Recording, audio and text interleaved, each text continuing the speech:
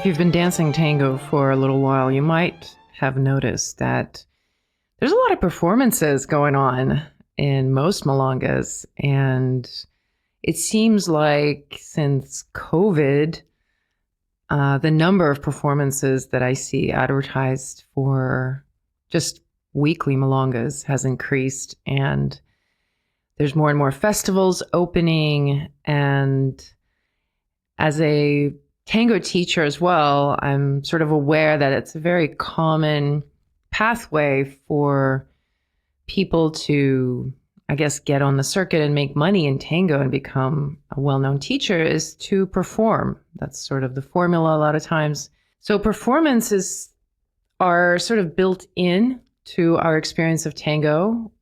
In LA here, there's probably one performance a week somewhere going on. And I hear in Buenos Aires, every single milonga has a performance, typically. But when I ask people about performances or have conversations with them, most dancers don't really like performances. Most dancers, social dancers at least, don't really care to perform. They're not interested in that skill set in the first place. And a lot of dancers don't really enjoy watching performances either. And there's quite a lot of criticism, rightly so, about the more ego-driven aspect of performances, that it's kind of obvious that for a lot of people, performance is a way to show off and to get attention.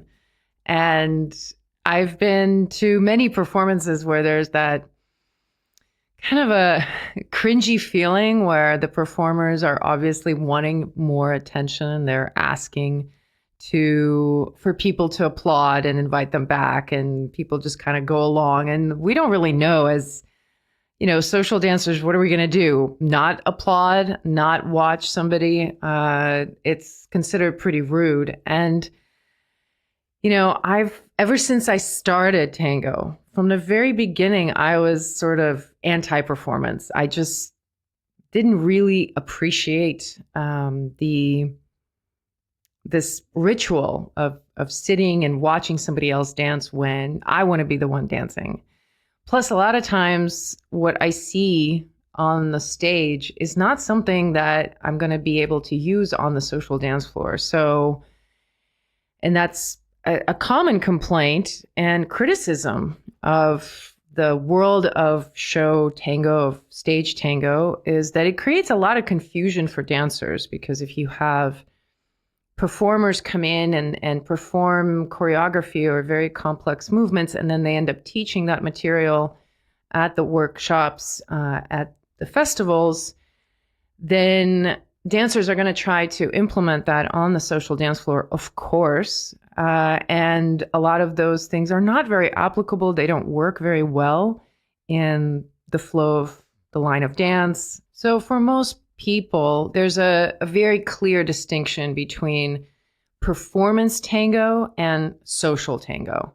And if you talk to anybody who's a real avid social dancer, for most people, they'll say performance is not something they're interested in. They're the people who come after the performance. I am a lot of times one of those people. I've been very critical of performances. I tend to get up and walk out if there's too many of them. I've been known to do that.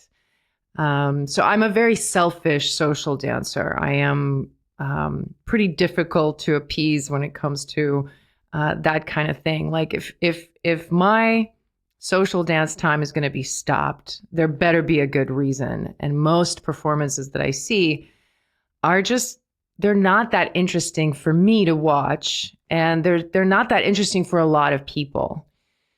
However, having said all that, I've learned a lot about this field, about performance over the last few years, pushing myself into variations of it, like participating in a tango championship. And that to me is like a very similar performance driven kind of vibe.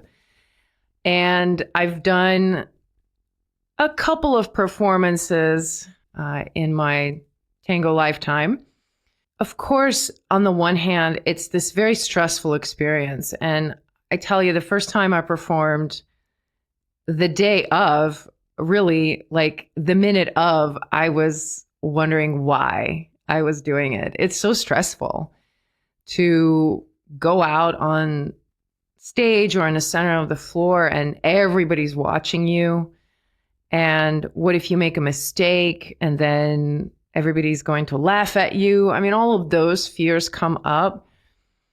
And also, it's the awareness of the expectation of the people around me and that they're expecting to be entertained, that they want to see something worth watching, which requires me to at least fake some confidence if I don't feel any confidence, but I have to sort of show up in a certain way.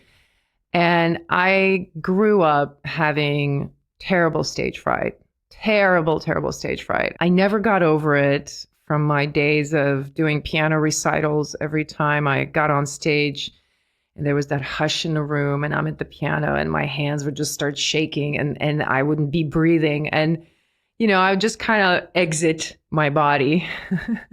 So this is something that I knew about myself, and performing tango very much makes you confront all of those things and you feel very vulnerable and very exposed.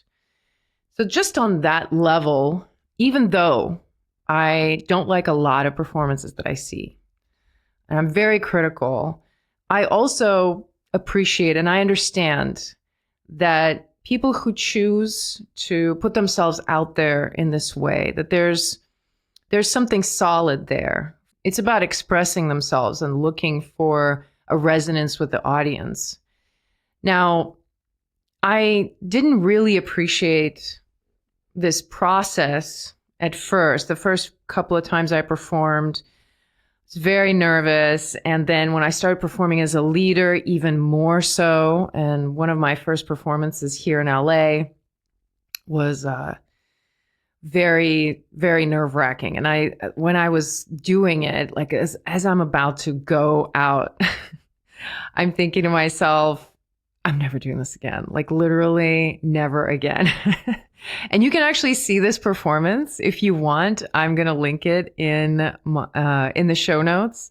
This happened pre-COVID, and I really appreciate that I did this, that I have this video of myself, because it's actually not as bad as I expected, but also you'll just know, because I'm telling you now, how freaking nervous I was to be performing and to feel all that pressure.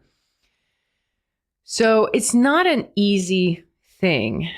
And I didn't really see any reason to do any more of it after that performance that, you know, you can watch. After that, I was like, you know, I really don't need to perform. Like, that's not my forte. That's not where I feel the most free, the most creative. If anything, I look like I'm performing. You know what I mean? I think like that's a big distinction for me when I watch dancers, is that I see there's a difference between performative kind of feel of tango, where it's like you're doing something for the purpose of appearing a certain way, and people who are just dancing, where it's like they don't care how they look. They're with the music, and of course their technique needs to be, you know, somewhat good enough so there's a form to it, but not even necessarily that. A lot of times, you know, people who don't have any dance training, but they really, really feel the music, and you see them sort of be possessed by the music. A lot of times those are the people that draw my eye and I can't stop watching them, you know. But for me, I really don't, I didn't feel like I had that power, that possibility in myself, like some dancers have when they perform, that you really see them, that they're just dancing. Like Horacio Godoy, for example. You know, he's really, to me, the living, breathing example of what it means to just dance and party, even while 200 people are watching you and everybody's focusing on you. He's really able to kind of get into the zone and be in his own little world. And it's like we're invited into that little world that he's created. And it doesn't feel like he's that affected by our presence, which is, you know, some people have that. I don't necessarily have that. And so I didn't really have any reason to consider performing until I did the SoCal Championship. And I did it 2 years in a row. The first year, I did not make it past the first round, but that experience to me was all about confronting my stage fright. And I was really curious for myself if I was going to be able to not be rattled by the attention, by the pressure, by the fear of messing up, and be in that dance mode, have my own experience of like, can I still connect to the music? Can I be authentically myself and not alter my movement in any way? You know, it's like a very fine line, I think, internally. And, you know, you might not have performed, but think about an experience when you're dancing. And if you become aware that somebody's making a video of you, or somebody's taking a photo of you, or you decide to make a video of yourself dance, it's very frequent. Most people will experience this at first, is that the presence of the camera, the awareness that somebody's watching, it changes you. Suddenly you're doing things differently. You're concerned with different things. You're paying attention to different things. And so it was a question to me, to myself, whether I could still dance and feel really connected to the music, even though I'm somewhat, you know, in this performance setting and people are watching me. And I had a very positive experience. I actually realized that I was able to do that very easily. Like, to me, it felt somewhat surprisingly not nerve-wracking. And then so I decided to do it again the following year. And this year, you know, I competed and I got third place in the Jack and Jill competition as a leader, which was a big deal. And I'm still soaking that up. It's a really beautiful moment. So I got to dance through the championship and get to the other side of it, to the end of it. And I shared that experience in another episode if you're interested to know more about it. But my big takeaway from that experience is that I really got to dive in and see this idea of performance from the perspective of people who really dedicate a lot of their time to it. And it was really beautiful to watch from different angles. I really grew to appreciate the care, the time, the intensity with which people approach this. Like, this is not something lighthearted for people. They really dedicate a lot of time. And once again, it gave me that feeling that, okay, even though performance is not my thing, even though I'm critical of a lot of performances, I did find myself appreciating something else, something new about tango, appreciating the clarity of the lines or the dynamic, or just sort of the artificial perfection that any art wants to perhaps develop. If you think of ballet is a very artificial kind of art form. You have to really change your body and mold your mechanics to express the lines, the angles of that art form. And with tango, there is a dimension of tango that's about that. It's about that kind of perfection. And I think it's really nice to have that perfection as a model, as sort of a reminder of something that's really harmonious, something that's really aesthetically driven. we appreciate that in art. There's a level of perfection or beauty that certain artists strive for and certain dancers strive for. And some of them develop it to a quite amazing degree. So you have very talented performers who do specialize in the art of this movement, this form, and they've perfected a certain style, and they have worked really hard to cultivate that. So it's meaningful to have that kind of attention within the tango world, that somebody's going to spend that much time to develop as an artist. That is meaningful, that's relevant.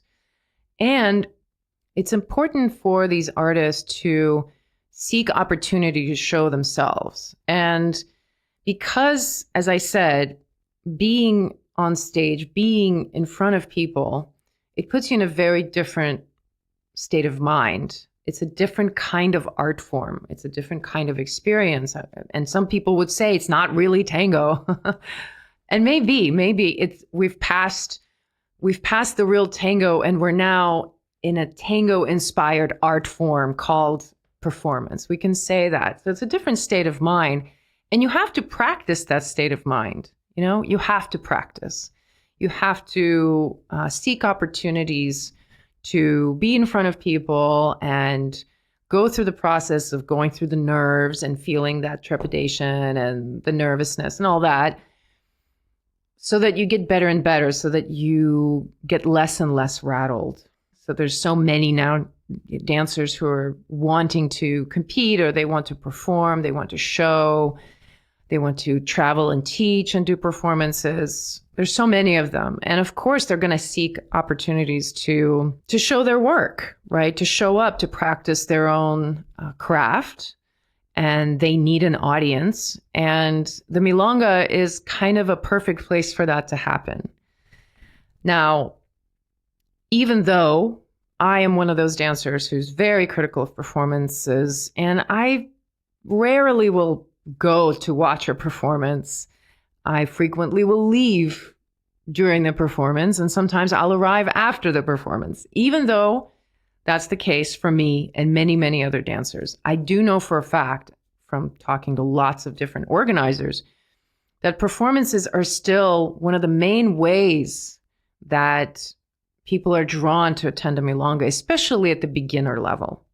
And you know, most dancers that I talk to would say that the way they learn about new dancers and new teachers is through performances. And maybe not necessarily watching a live performance, but definitely watching a video on YouTube, which is what I do a lot. I have multiple folders filled with years worth of performance videos that I've saved, that I've rewatched over and over again, and I continue to be inspired.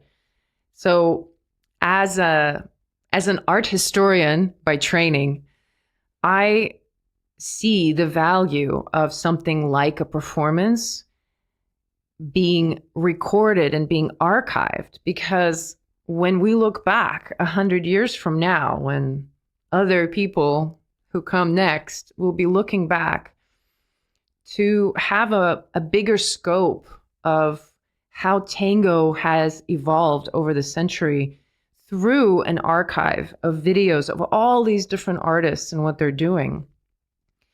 Of course, not all of them, maybe not even many of them, are going to go down in history as being revolutionary. There can't be more than one Picasso, you know? And just like we think of art, there were hundreds and hundreds of artists really active at the time of Picasso who we don't know, and we've never seen their work, and they're not that relevant to us. But they were there, and they were practicing their art, and they were just as authentic about it. They suffered just as deeply, and they tried just as hard. And for some reason, you know, maybe they didn't make enough work, or they didn't make it in the right place at the right time. And that's how it is for us tango dancers who are participating in the evolution of an art form. And this art form does have this very aesthetic, kind of shell, right? This visual representation of what it looks like. It's very meaningful to look at tango from even 30 years ago and look at tango now, how it's performed and what it looks like. And we can appreciate the stylistic evolution of that art. So there's a part of art that's called social practice. And that's really about the interaction between the art and the viewer, or the art being created as a byproduct of interaction between people, which is what a milonga space is. And so for a lot of dancers, social dancers, the art that we're interested in is more of like the social aspect of it. And when I brought this up in my group as a discussion topic, somebody pointed out that, when we dance socially, it's kind of a performative art as well. We perform for our partner, we perform for the environment. We do enter into a sort of a performative state of mind on some level to a very different degree. And I kind of love that, because ultimately, it's a spectrum. I always come back to that. There's always a range, and I like to see the continuity between different aspects of tango rather than some sort of a battling division between things. And you can think about it being the level 1 of performance when you go social dancing. And, performance might be just this awareness like, oh my gosh, people are watching me. And because of that, I'm going to dress a certain way and I'm going to move a certain way. Let's say that's like level 1. And then level 50 or 100 is you're on stage being watched by hundreds of people, being recorded, and it's live on YouTube. That's going to be sort of the ultimate level of performance that most people might not desire, might not ever dream of or want to do. But there are people who do want it and who do have a gift for it. So they're going to strive for that. And I've come in my journey now, since I've sort of worked through some of my own questions around it and been privy to more of the backstage experience of what it's like for a performer, I tend to be more of an appreciative spectator. Even if I don't like a performance these days, I'll still appreciate that the people are doing it and allow myself to experience it for what it is, even if I don't like it. So performances do also a lot of times inspire people. When you see a really inspiring performance for yourself, it's kind of amazing, and it's a really profound experience. And recently we had the good fortune of having Horacio Godoy in LA, and I keep talking about it. And he performed on Saturday night. And, there was that feeling that's really interesting with some performances where it seems like you're transformed or transported into a different dimension for that length of time. And you're sort of zoned in and concentrated with this point of energy that is these dancers and how they express the music. And in that way, it's really powerful. So even if you might have 10 really bad performances, if you have one that's like that, it's worthwhile to experience. And because of that, we do need to have more performances, because the more performances we have, the more chance we have of experiencing this aspect of it, this kind of transformative power of it. Now, I haven't talked about the subjective quality. Obviously, it also depends on where we're at in our journey. Somebody might not appreciate the dance style of somebody like Horacio Godoy for whatever reason. So, and other people might have preferences that are different from mine, and they might look at something that I might say is not a very good performance, and they're like really into it. So that's just part of the the ambiguity and the subjectivity of tango, that's always going to be there. So I'm just sharing, my own perspective on it. And I would love to hear what you think of performances, what you've come to appreciate about them, or if you don't appreciate, what is it that you would prefer more? And yeah, you can message me on social media, send me a DM on I'm So Tango is my handle, IMSO Tango. Or you can comment below the episode in the comments. So there's a lot of subjective experience here for sure, but it is true that not all performances are created equal. There's a difference that I see very clearly between a performance that really captures my imagination and transports me to a different place and really arrests my attention, and a performance that's really about the two people wanting to appear as perfect as possible. So it's kind of hard for me to really nail a description of this kind of dance where it's like all kind of ego driven. I think we know when we see it. It's sort of obvious. I think, I'm not sure. Maybe it's not that obvious. Maybe it takes time and, some people see, some people don't. But for me, it's kind of obvious when the performers are really more invested in their own perfection. Now, the kind of performance that really captures my imagination is really kind of comes from a different place, it feels like. And I mentioned it, it's like this sense that the dancer is just in their own little world. And one of the places that I experience this the best is actually outside of tango. When I've attended a few fusion events. So in fusion, a lot of times you'll dance with people or you can dance by yourself. And the music kind of varies from different genres and different types of tempo, whatever. And one night in particular that I'm thinking of, everybody's dancing and it's like 2:00 in the morning and, the vibe is really good. And from time to time, for whatever reason, in different pockets of the room, there would be a circle that would form. And then everybody would gather in this circle. And then one by one, different dancers would go out into the center and dance for a few moments. And then people would switch.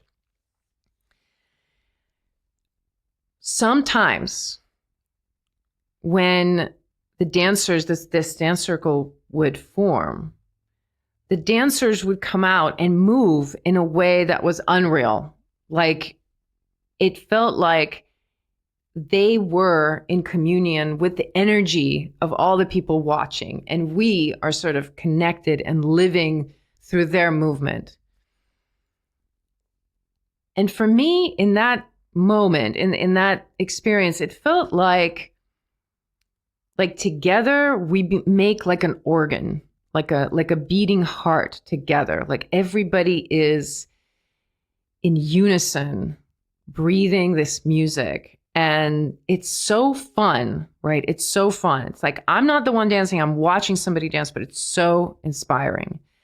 So that's one example for me that I look for that a performance does. When I watch a performance that I really like, especially when I'm watching it on video, I find myself moving. Like, I won't be able to stop. I'll be sort of contracting my muscles here and there. My reflex is to be with the music the same way. So that's the kind of feeling that I get when I watch a really good performance. With tango, this is what I see when I see a really good performance. Typically, it does these things for me. It makes the music alive.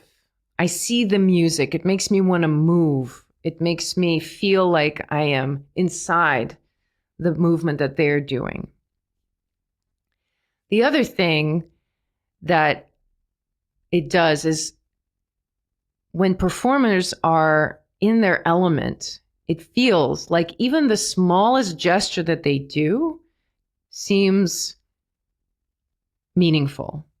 They can do the simplest thing. They can be just taking a sidestep, and I'm like, oh, wow, how do they do that? Like, that feeling is very rare. And one person that you can see this in, and if you are curious, I've mentioned this dancer before, but old milongueros like Chino Perico, who is Horacio Godoy's teacher, dances like that. When you watch him dance, you see that he's not doing very fancy stuff. And I actually didn't appreciate Chino Perico for a long time because I didn't really know what I was looking at. So there is that time that you have to spend with the dance to appreciate more and more subtle stuff. But with his dance, the fact that it's so quiet and so conservative that you can zoom in on the details of the little things that he does that might get lost if things were louder. Now, Chino Perico and Horacio Godoy both are improvisational dancers. Horacio Godoy himself told me that he cannot do choreography. And I think that is the case for lots of social dancers. But he said that every song that he performs, he has to dance that song at least 300 or 400 times before he performs it. And to me, that makes total sense, because you have to know the song so many ways. You have to have gone through it so many times to really know how to improvise to it. And people like Chino Perico and milonguero style dancers like that, a lot of them danced that way. Now, it's not to say that I don't feel that kind of magic in choreographed performances. There are some dancers who really have an incredible choreography and dance quality. So I'm thinking about dancers who are able to execute choreographies in such a way that it just feels effortless. So I'm thinking about Ariadna Navera and Fernando Sanchez, who they perform both as improvisation artists, but as well they choreograph. And their choreographies are stunning. And the thing that I appreciate about them most is the fact that they look so at ease. They look like they're just playing. So I've noticed, for my taste, I either want to see a very simple performance that's elegant, that pays attention to detail.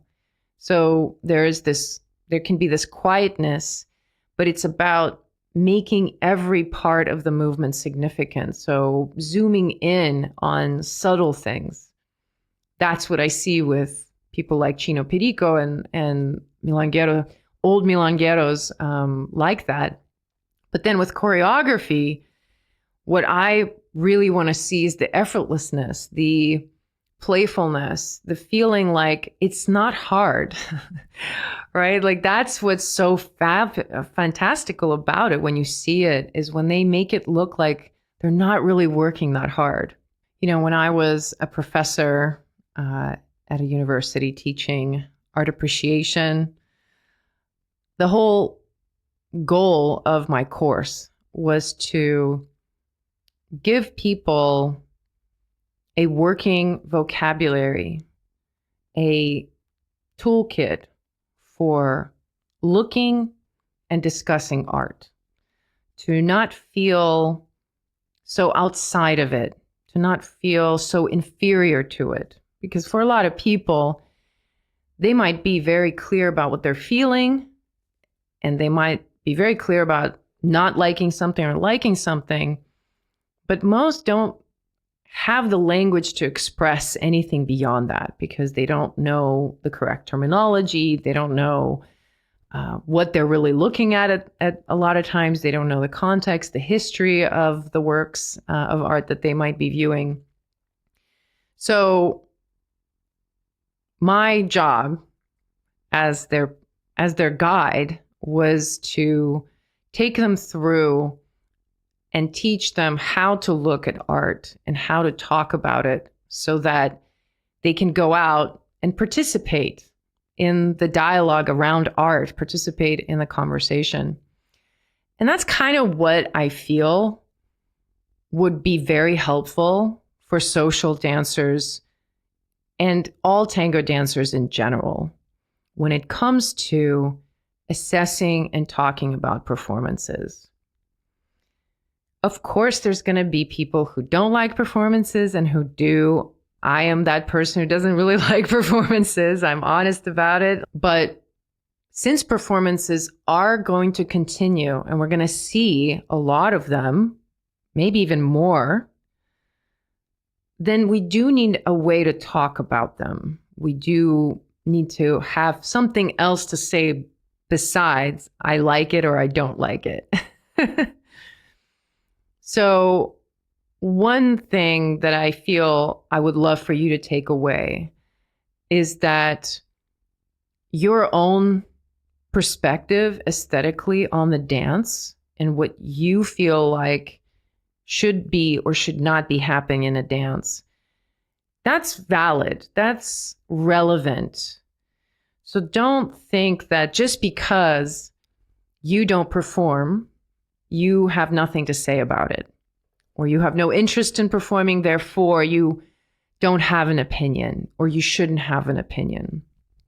Like works of art, performances are going to be showing up in front of us, and it's kind of an opportunity for us to talk and enrich our understanding of each other by what we do like and what we don't like.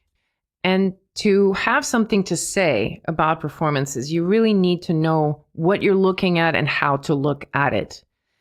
It's not straightforward. Just because something is in front of your eyes doesn't mean that you're actually seeing the things that you need to be seeing.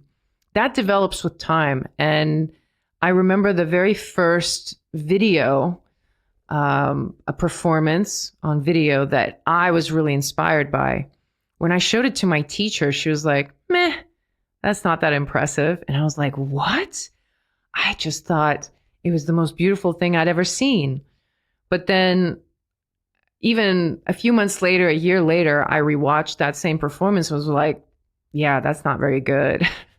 So I think as we develop as social dancers, it's important that we keep watching other dancers. We keep watching performances.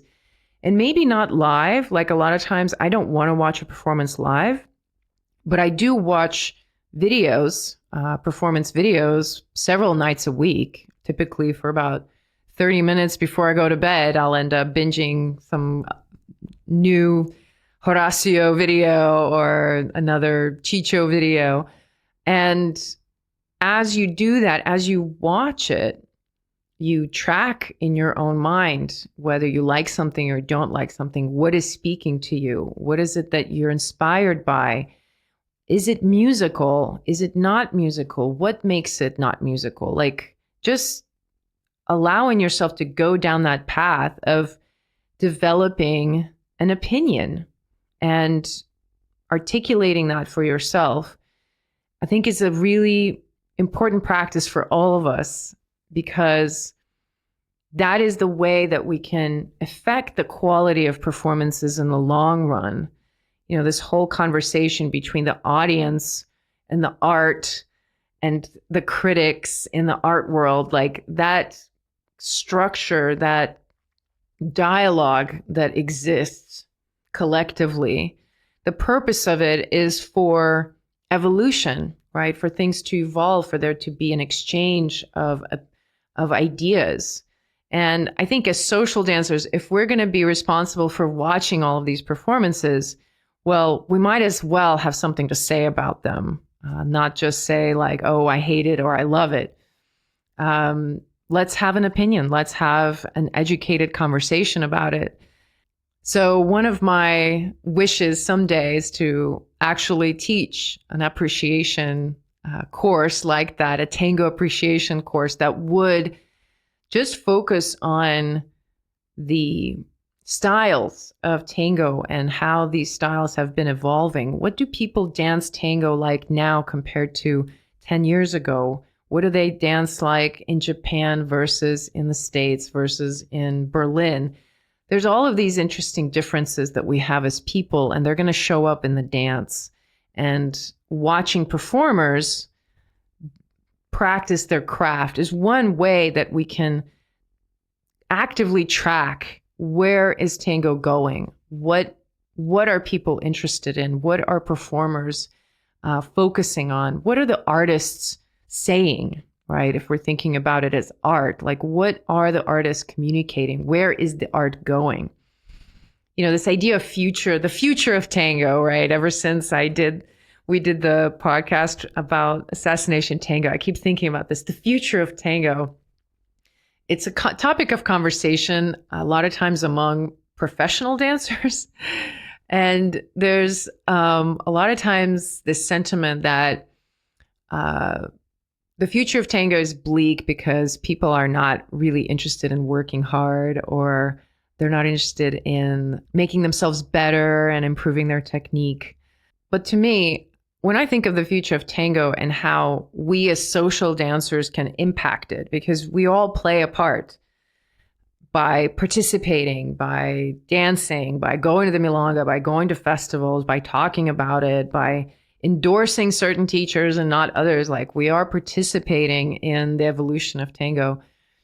So I think when we're talking about the future of tango, us actively engaging with the performers, with the performance world, rather than turning away from it, that is going to have a big long-term impact if we collectively did that, right? So instead of hiding our heads in the sand as social dancers and going like, oh, I hate it, it's not for me, I don't want to do it, I don't care what anybody else does, I'm just going to go over here and wait it out and then go back to dancing.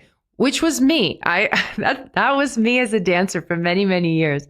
But I think if we have a more active role, an active participatory role in the tango communities, where we are being critical, we are assessing, we're giving it our consideration, we form opinions, and we share what we think about performances. And I think that is the way to have an impact on the future of tango. And that is a way that we can have a say in what tango will look like 10 years from now, 20 years from now.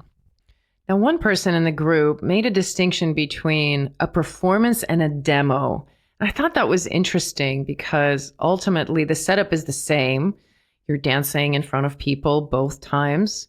But I do agree that as a dancer, a demo might be something that you do for a group of non-dancers, somebody who doesn't know tango, versus a performance might be, at a milonga for people who actually do know tango. And I do think that there is a difference there because the stakes are lower, right? People who don't know tango, they might not necessarily catch all the mistakes that other dancers might. But also people who are not in tango, they don't get to see as many performances as tango dancers.